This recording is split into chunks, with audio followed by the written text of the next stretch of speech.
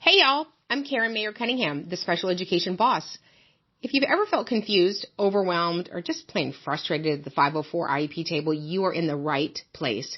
Every week, I'm breaking down the rules, the rights, and the realities of special education so you can walk into meetings informed, empowered, and ready to make real change. And whether you're a parent, a teacher, an advocate, a school-based member, or somebody who's just trying to do right by a student, this podcast gives you straight talk, real answers, and tools that you can use immediately. I'm not here to play politics. I'm not here to play sides. I'm here to train people who sit at the table and teach you how to follow the law, ask the right questions, and protect the rights of students. So go ahead and hit subscribe, share this with a friend, and you know what? Meet me back here every single week. We're not just talking about change. We're making it. Because when you know better, you do better. And when we get it right for the child, we get it right for everybody. You guys, welcome back. Karen Mayer Cunningham, special education boss, training everyone that sits at the 504 IEP table to navigate and negotiate successful student outcomes. We're so excited today to have our guests, Rick and Doris Bowman. Welcome to the show. Thank you. Thanks, Karen. Great to be here. So good to meet y'all. They are amazing leaders in the space for behavior and how to serve individuals that have behavior needs and kiddos. And so excited to have them on. They're both brilliant, but they speak a language that I can understand, because we know that sometimes people that are really smart, you're like, we have no idea what you're saying. So they have such actionable steps for teams and districts and parents and students. So we're just going to get right into it. So can you guys start by sharing your story behind your business and kind of what inspired you to create it? You want me to share that? Sure. Okay.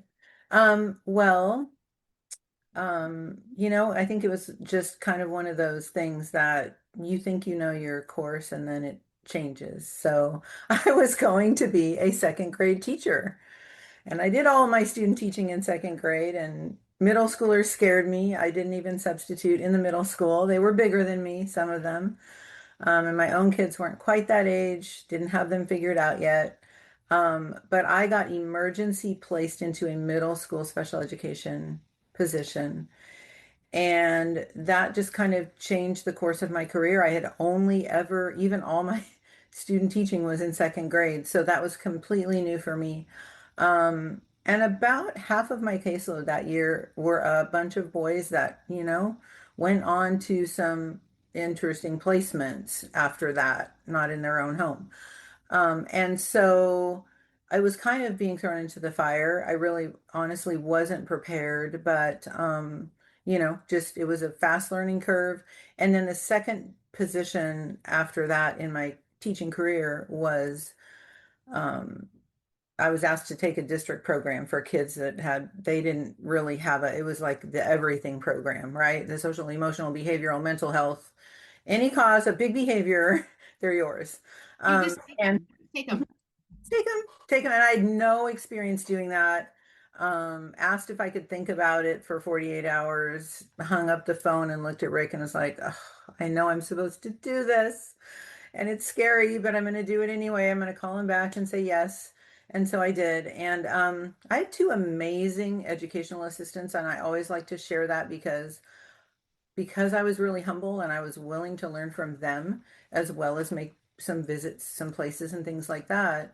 But they were my rock. I mean, they knew how to work with those kids in a way that was not triggering them and not getting into the power struggles and all the things that I carried in from a very traditional behaviorist household that I grew up in, schools that I went to, perspective. So all that to say, like, that became my career. And for more than 20 years, that's mostly what I did. Was I ran programs in districts for kids that had the big social emotional challenges of various sorts. And in the meantime, Rick had left a mental health career and become an administrator. And I reached a certain point where Oregon went to full inclusion. And our student services director at that time was a real kind of leading the charge with that, I guess you'd say. And so I became a behavior specialist because my program no longer existed. And so I kind of drug him out of administration, if I'm honest. I was getting a little worried he was going to have a heart attack or something, working 80 hours a week. And we became certified in the CPS approach, collaborative problem solving, not Child Protective Services. I feel like I have to clarify that, and I wish they would change acronym, but Or Chicago Public Schools. yes, or Chicago. There's so many. Chicago's. I'm like, I'm on the phone with CPS. What's wrong? Oh no, it's a district. No, I know it's not the greatest acronym to not be confused, but yeah. So we became certified in that. And out of that, we're really exposed to some really advanced, I would say at that time, neuroscience related to behavior and trauma, and started really digging into that. And actually, had a couple of those kind of key moments where something was presented. And after 20 years of working with behaviors and all that, I could look at it and go, this is different, and this will make like a durable, lasting change for a child. I want to do this. And so we gradually just, became certified in assortment of things. Rick's background was already in clinical psychology. Um, and so it naturally evolved is what I'll say, is that we just would do a training, and then people from all around the state would come to that training, and then they'd go back and tell their district, hey, we need to bring these Bowman people.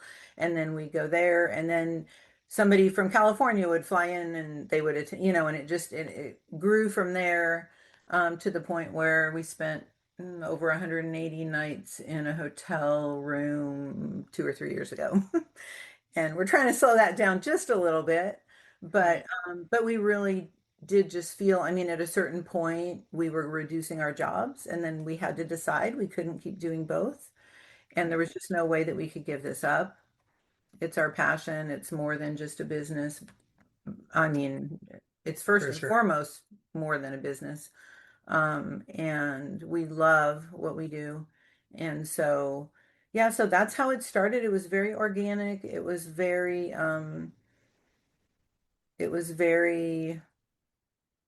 just like we would see the pain points in schools, and then we would find ways to address them and fill them. And that's how it grew and evolved. It's like the first book that we put out, the Trauma Informed FBA, that became a training 9 years ago because we saw that as a pain point. So that's really, it's just been like looking for those places that really the needs are high and trying to find a way to meet those needs. So let me ask you a question. So I always say that you either get behavior or you don't. I don't teach behavior. I don't train behavior. But when I meet people they get it, right? It's like in your bones.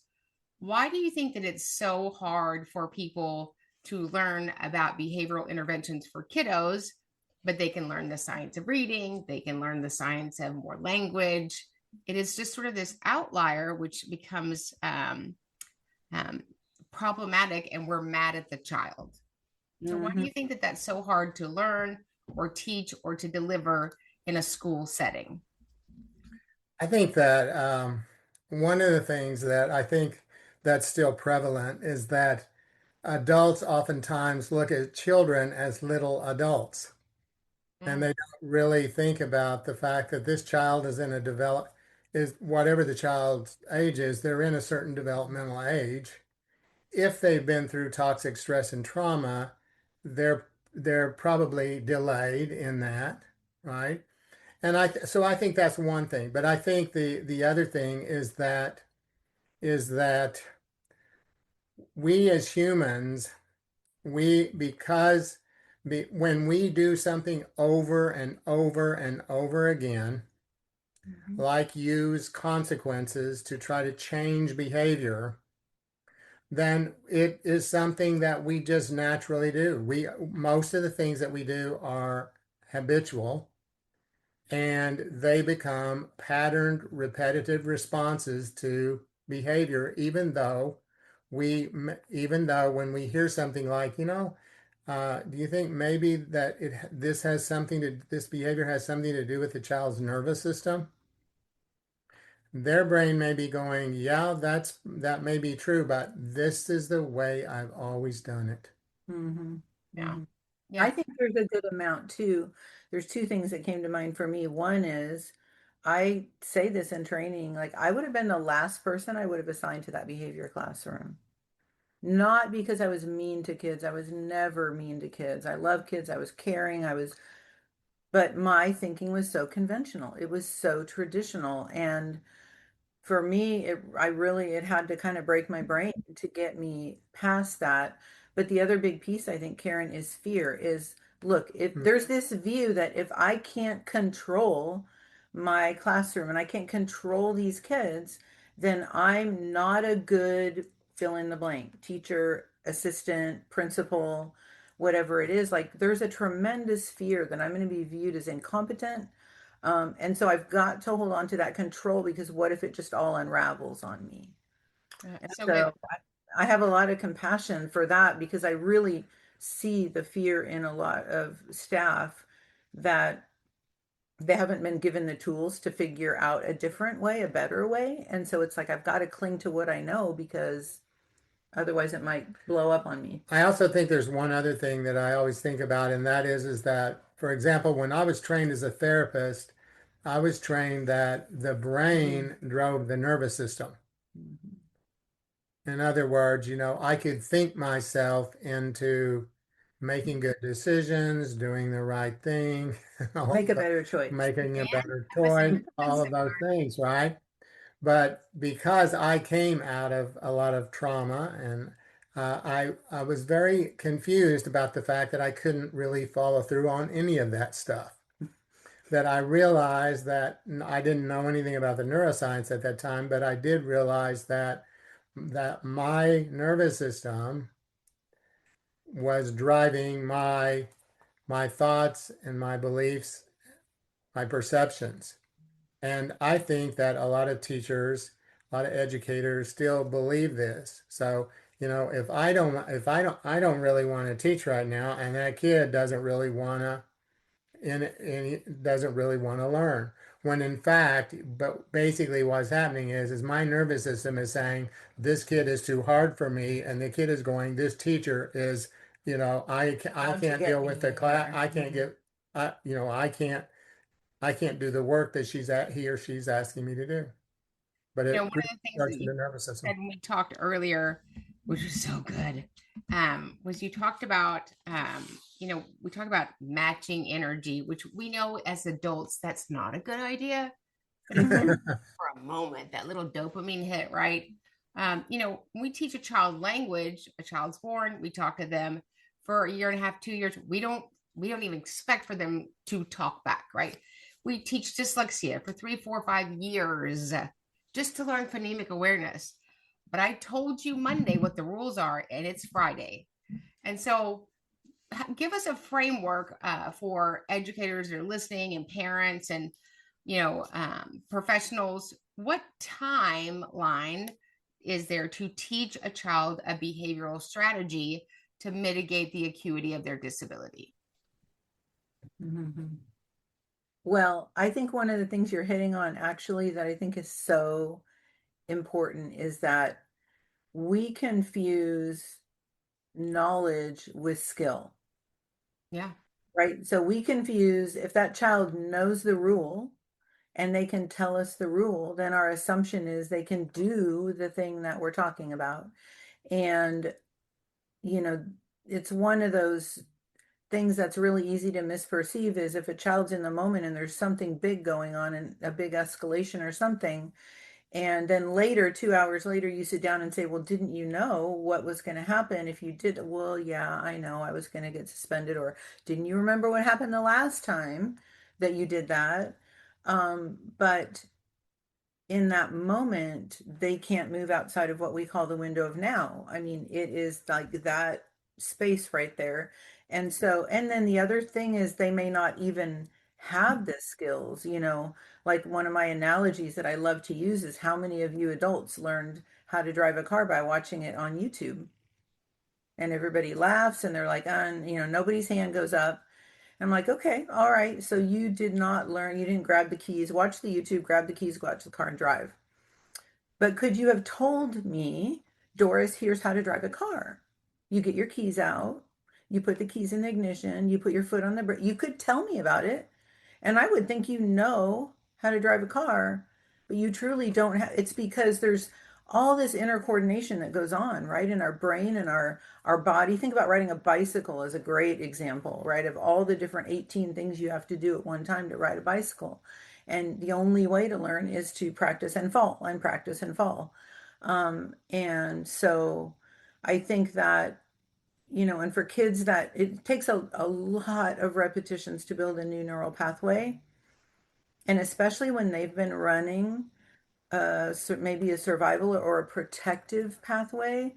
Um, we talk about survival brain a lot, I feel like, in the neuroscience world, and I think that word carries a lot of stuff with it. And teachers will tend to look at a kid who comes from like a pretty ordinary home and be like, they're not in survival. I mean, what? But I think of it as protection. And they're in protective mode of like, I know my vulnerabilities, I know my weaknesses, I know where I'm going to be humiliated, and it may not even be on a conscious level, but they are going to avoid that situation because it's an instinctual, like, we all avoid humiliation. We all avoid shame, right? And so, I don't know, I'm going to let you chime in, but I think that, I mean, for them to, yeah, be told a rule, that's what we tend to do. Like, here's the student handbook, let's go over the rules. And then now Right. we told you, We went over the expectations. and you signed it saying you knew what they were, At the right? beginning of the class, you gave me a thumbs up, right? Mhm. And to really think about the fact that, so I've given you an expectation and maybe you've even been able to meet it before, but right now, do you have the capacity, the neurological capacity to be able to meet that expectation? Can you access the cortex? Can you access the skills that are needed to be able to meet that expectation? And if you can't, guess what? There's smoke. Yeah. That's the analogy of a car driving down the highway and we see smoke coming out of the exhaust. We don't go, you know what? Something's really wrong with that exhaust pipe. Yeah. Right. Right? And Right. instead, right? And oftentimes we look at that and we just focus so much on the behavior that we forget what is happening inside that child right now that is causing them to not be able to meet my expectation, because we know for a fact that that child does want to meet your expectation. Yeah. So good. So good. We have I'm on social media a little bit, and I might have made a video last night because I'd had it. And I just said, we heard you. You hate children with behaviors and disabilities in your class. We heard you. And I feel like it's like 1950 again. We just have people, teachers in their classroom making a video, those kids, and then 500 people in the comments going, amen, louder for the people in the back. And I said, as somebody that works in the court systems as a mediator, we would say in the court system, we don't consider them cooked until they're 22. So I don't care if he's 6 foot tall in seventh grade with a $2,000 phone and a beard. He is a child. He has not been plotting against you for 2 months. And so kind of get some language around that. I think that, Doris mentioned that then the teacher feels unsuccessful, that we just have this huge intersection where we're now faulting children for the failure of adults, but at least I can point my finger at the child. And so we should really be pointing our finger at the bean counter for the district and not appropriating funds correctly. So where do you think that there is like this new liberty for educators to get online or, observers and talk about those behavior kids? Well, I think you just made me think of one thing that I haven't talked about in a long time, and that's the issue of shame.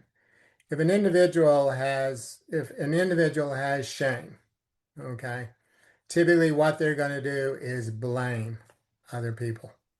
And that's what I hear, shame coming out. Or maybe I'm ashamed. I basically am ashamed that I'm not able to control this child or these children. And so if I don't want to blame myself, so because I'll just feel worse. And so what I'll do is I'll put that on the child. And that's one of the things I think that really comes out. I think the other thing also is this fear of failure that Doris talked about as well. That almost I've talked to a lot of teachers over the last 20 years. And I started talking to them about using the neuroscience and really implementing it in their classrooms and stuff like that. And they say things to me like this: "Oh, I couldn't do that," or "It won't work." Oh, Right? Right? you're right. Whatever you said, you're right. Well, let me show you. Let me show you The how reality. the reality of it will work. And I tell them, I said, everything that I'm going to teach you too, I've used on myself. Yeah. Okay. So, but I've heard things like this. Yeah, I know, but you don't know that child that I'm working with right now. We've all heard that one, haven't we? Or I've heard like a little, third, fourth, fifth grader, that little psychopath, Oh, whenever they, right? And I'm going, how, there must be a good reason. That's the thing that I'm thinking. They would do better if they could do better. They would think better if they could think better. And they would stop this blaming, but they get stuck in this. And the other thing I just thought of too is that we know that we all share our energy with each other. Our emotional energy, we have real, for those of you who are going to see this today, I want to tell you there are hundreds and hundreds and hundreds of studies that show us that when two individuals get together and they are talking with each other and they're in near proximity, they are both feeling each other's emotional state, regardless of whether you are aware of it or not. So if right. you're in the staff room and you're talking about little Ricky and how terrible he is to work with as a child, you then what typically happens? Other people start joining in with you, and now we have this sea of just depleting emotions, right? Right. Then we take that back out into the classroom and we share our emotional state with our students. And guess what they need more than anything? They need a regulated emotional state. We have something in our book that says something like this: you, as the teacher, as the educator, you are the intervention. That doesn't mean that doesn't mean we're blaming you or there's anything wrong with you. We want you to know how important your role is and how powerful your care, compassion, gratitude, appreciation for that child is to that child's nervous system.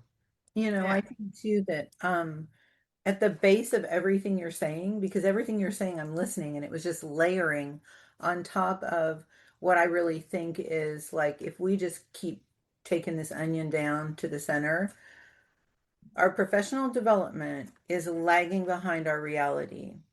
So prior to COVID, some years, not immediately before, but some years back, it was pretty accepted that you used a lot of traditional, conventional behavioral approaches. And we were starting to see that shift happen in the maybe I'm just guesstimating 8 years-ish before COVID, that we started to see a real strong shift.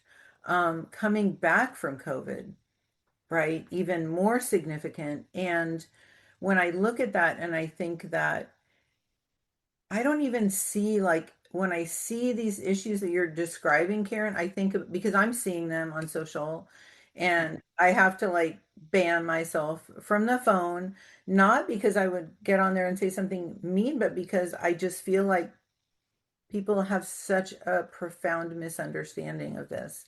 And I think that it's an alignment issue, is how we think of it, is like what our kids' needs are and what our adults are being prepared for and what the system is supporting, like it's not aligned. And Right. so we've got adults who are set up to fail in some ways because they don't necessarily have what they need. And so then it's just like, well, okay, well, I'm just going to get this kid to conform to what I've always used to control kids because if I don't, I'm going to look like a horrible teacher. And then if we don't get the right professional development, it never improves. And all Right. we're doing is creating a wider and wider and wider funnel out of school. And COVID exposed so many families to the fact that there are alternatives. And it exposed a lot of kids to the fact that, yeah, there's an alternative called I'm not going and I'm Right. going to play video games because this is way less stressful for me. And again, we see that as they're making a bad choice. It's a top-down thing. And a lot of times that's actually a bottom-up experience of like, I can't handle going. Right. And it comes out in a lot of ways that, don't Yeah. look pleasant to adults.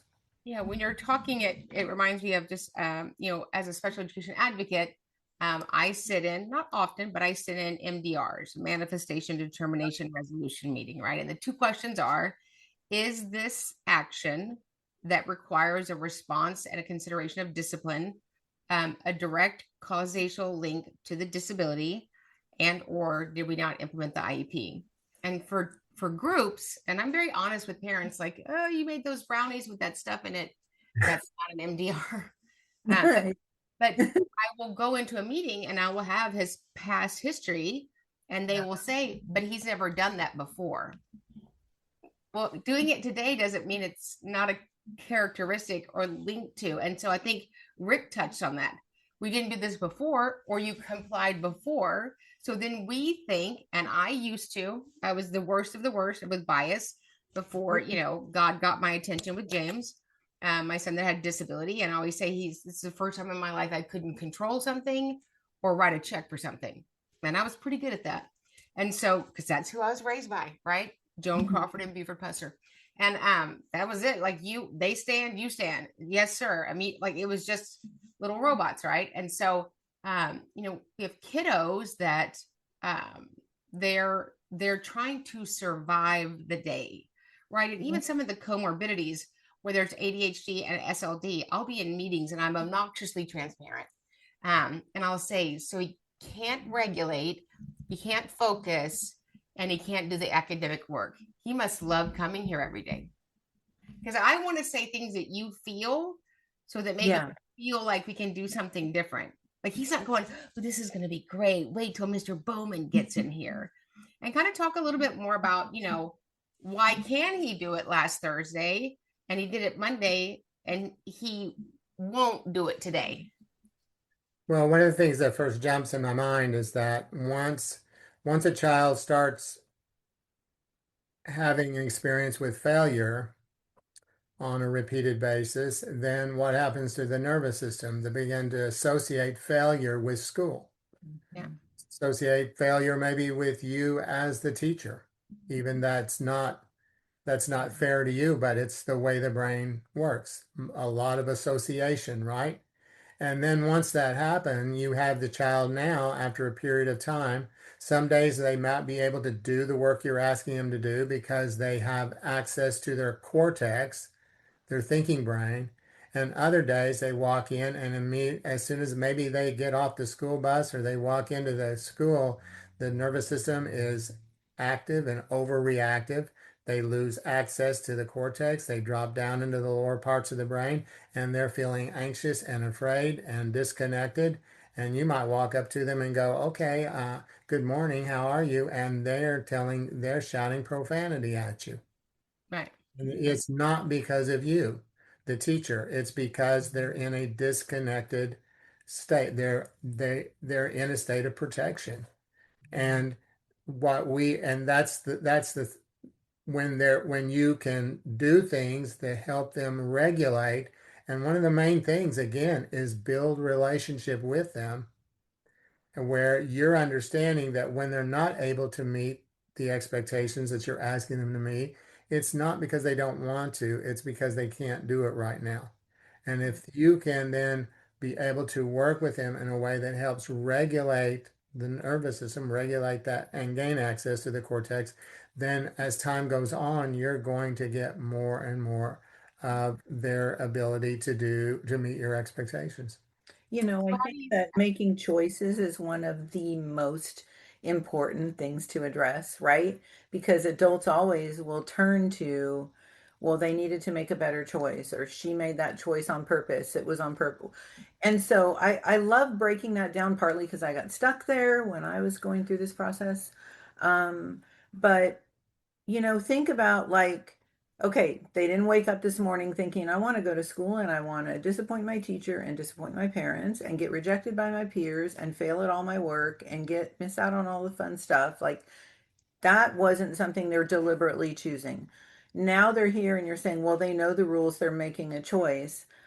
And what I'm going to say is, I think they're making that. If you see a child that is chronically making choices that are self-sabotaging, then we can assume that if they had the skills to make choices that were in their own best interest, they would most likely do that. And so I ask adults to think about it like, their chooser's broken, right? And then here's my favorite question.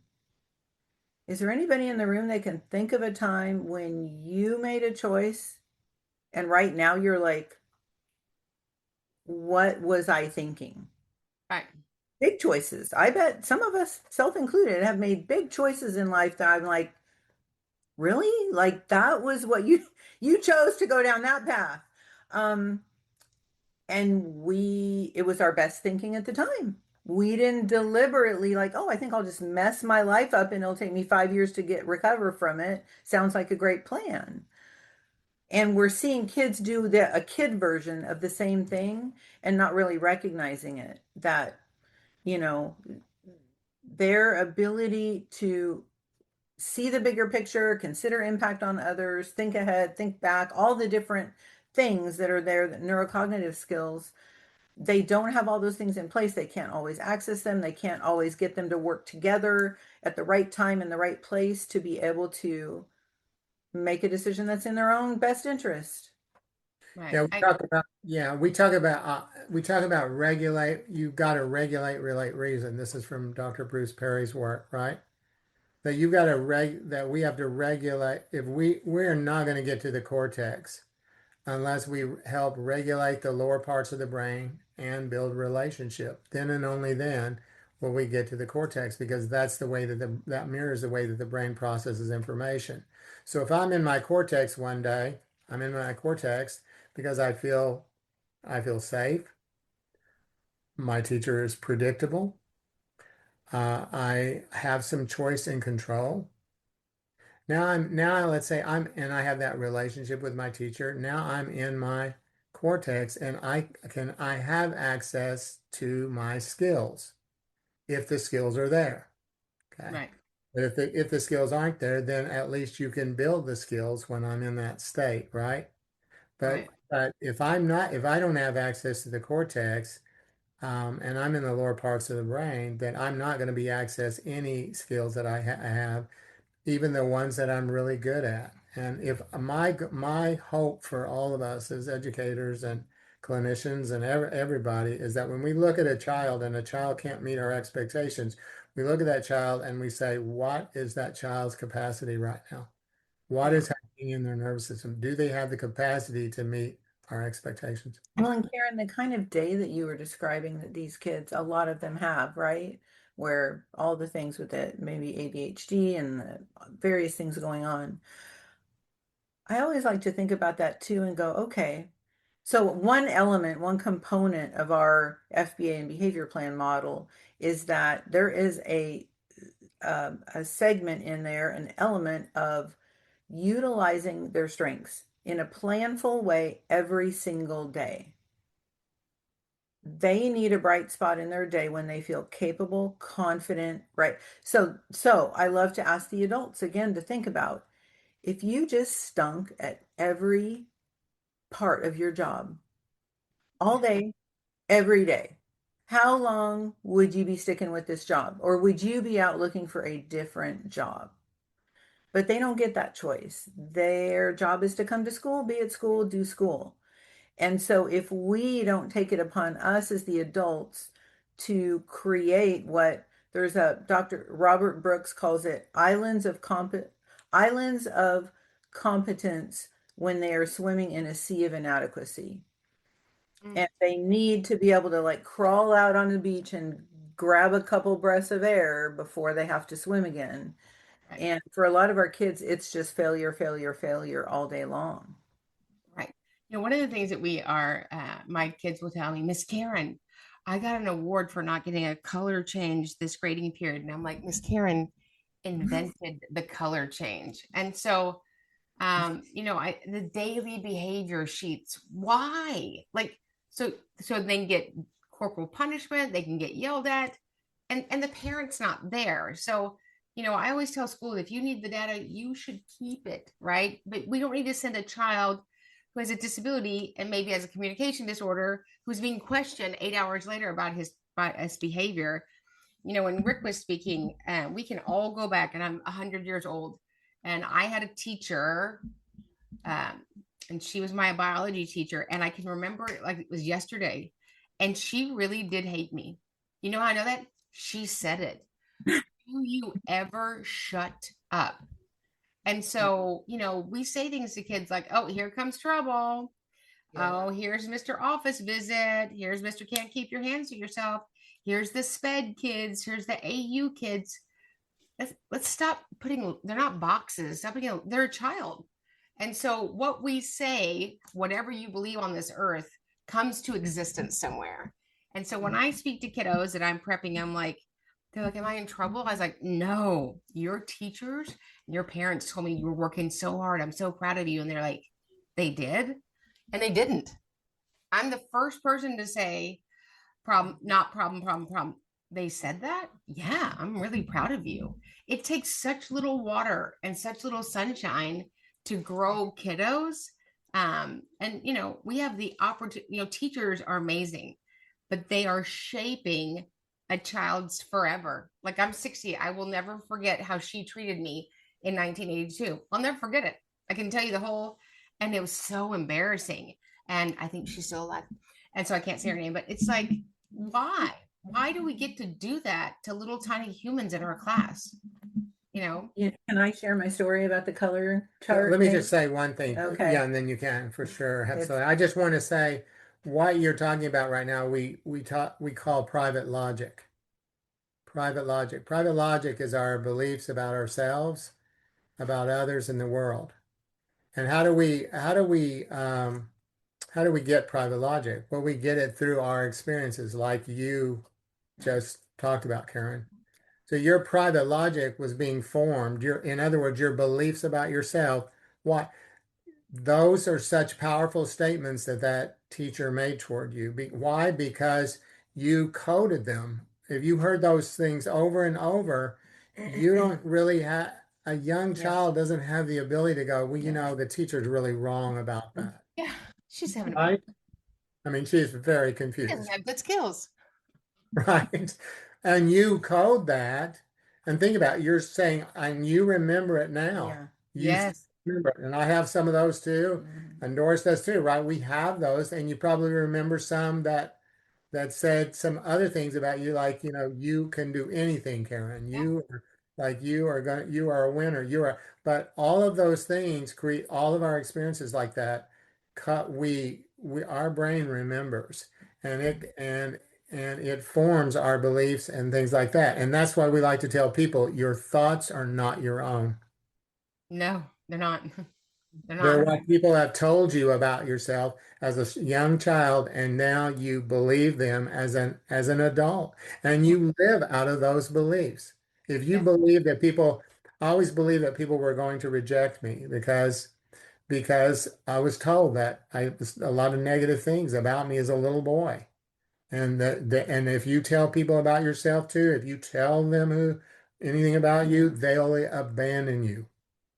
And so I lived with that, and I still, even at my age, have to fight that at times. Yeah. So we have a segment in a couple of our trainings where we touch on this idea that, okay, school or school district, you've brought us here so that we can train you about how to use these neuroscience aligned, trauma informed practices. And if you're attempting to use those and at the same time you're doing things that undermine that whole process, right? You have to look at, so we talk about the color coding and the clip charts, okay? And Rick always holds his breath because he's like, she might talk for an hour about this one thing. We have a time limit. Yes, we have a time limit. But I think that this one experience that I had where I was sharing, and we were in Arizona. We were training a school district, and I was reading this part of an article that talks about a little kindergarten girl who was not the one getting in trouble, but was observing her peers having to clip down, and asked her mom and dad if they would tape her mouth shut before she went to school. And then one day, eventually, she did end up being told to clip from green to yellow. And she went home and told her parents she wanted to kill herself, and she was 5. So I'm telling this story now. I have laid the groundwork. I've said this is a no shame zone. If you're doing these things, be gracious to yourself. You're doing the best you can with what you've been taught, and you can do differently when you know differently, like at the whole thing. And as I'm finishing reading this story, I see this lady, probably in like her mid 30s, maybe, stand up near the back of the room. She's got tears running down her face, and she leaves the room. So now I'm feeling like the most horrible person in the room. And so I quickly get the group off to a break, and I go looking for her, and I find her out in the hallway, and I start to approach her, and I start to apologize. I'm like, I am so sorry. And she goes, no, stop. You don't understand. She says, my son is in 2nd grade, and he attends a school here in my own district. And his teacher uses a clip chart. And every morning when he walks in the classroom, you know what I'm going to say, right? Before he even puts his stuff in his cubby or hangs his coat, he walks over and he moves his clip from green to red. And I ask our educators to just think about the fact that at that moment, you are no longer shaping behavior, you're shaping an identity.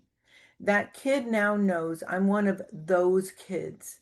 I'm one of the red kids. I'm there. And when we think about it in terms of behavior plans, I like to say, like, when we've done one plan after another, after another, after another, like, and they all kind of look the same, but, we just change up the reward or consequence or whatever. And we're like, okay, we're on plan number 7, and the kids in 3rd grade, they're not sitting there thinking, the school's behavior plan really failed me.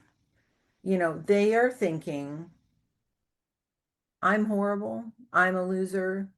I am a failure. And the one that really gets me is it's kind of like all these adults have tried to help me do better and nothing's working. Right. So it must be me. I must be the kid who's too messed up, too broken to fix. And then what do we see them do? They give up. And then we're annoyed because they're giving up and not trying. Yeah. But in reality, we are shaping their identities through that process by utilizing, and that's why I say again, it takes me back to like our professional development, our training is lagging behind because I believe that if a lot of teachers, if they knew better and had the support to do better, would do better, but they don't understand what's happening. And so don't even recognize that, like, if I try something that quite predictably is not going to work with this kid, because we've already tried it 5 times and it didn't work, I'm shaping their identity. Right. And that is like, when you think about what it takes to undo that, like multiply times 5, if you got them for 2 years, like it's a lot of hard work to undo that identity work. Yeah. We're all saying the same thing. I mean, Yeah, I think this is so good and so important. I've never been a teacher. I'm not going to be a teacher in a school district because I'm going to wear jeans if I want to for free on Fridays. Talk about the products or services or training. I mean, I've heard you say professional developments. You're very popular. I know that you travel nationally and do seminars. What sort of products do you are available for you to come into a school district, county, or city and to provide them PD? Is it just a one day? Do you have products that I call our ongoing well checks? do you want me to? Yep. Okay. She was looking at the- me and I'm I like, was starting to get really nervous. We need dropping out of my cortex. Yeah, we yeah, need him to regulate. I know. We have one training that is 2 days. And that is the CPS, the collaborative problem solving, or collaborative and practice solutions is another version of that training. Um, but the rest of our trainings generally are one day, oftentimes paired with follow-up coaching and consultation, because that part is really to help staff walk it out. And I think we've found a sweet spot with that, because when we do a training and then we can do some coaching afterward, that really is just, it's not more teaching, it's coming alongside a team when they're working through a really challenging case Yeah.